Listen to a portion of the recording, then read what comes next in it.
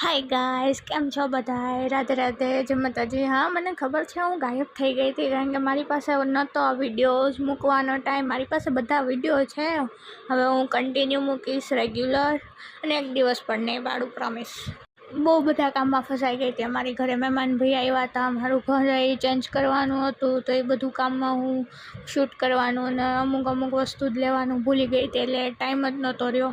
પણ હવે ફાઇનલી મારું વ્લોગિંગ શૂટ કરવાનો ટાઈમ આવી ગયો. જે પહેલાં જ મેં એક મસ્તીના બ્યુટીફુલ નેલ્સ કર્યા, એ હું મારા નેલ આર્ટવાળી આઈડીમાં અપલોડ કરીશ, એમાં તમે જોઈ લેજો. પછી મને લાગી હતી ભૂખ, એટલે હું લેવા ગઈ હતી બહાર નાસ્તો લેવા. એટલે મને છોલે ભટુરે ખાવાની બહુ ઈચ્છા થઈ હતી, એટલે હું એ લેવા ગઈ હતી. આશાપુરામાના મંદિરે ગઈ હતી, ઘણા ટાઈમ પછી ગઈ હતી, એટલે મજા આવી. એમના મસ્તીના દર્શન કર્યા, કબૂતરને ચણ નાખ્યા. ઘરે આવીને જોયું તો મમ્મીએ મસ્તીનો લાલાને તૈયાર કર્યો હતો.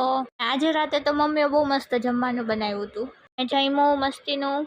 પછી રાત થાય એટલે મારા પગ ઘરમાં તો ટકે જ નહીં, એટલે હું પાછી બહાર નીકળી ગઈ હતી મારા નાની નાના ઘરે, અને મારી માસીની છોકરી આવી જ ગઈ છે, એ તો તમને બધાને ખબર જ છે, એટલે એને રમાડવા જાવી તો જરૂરી જ છે.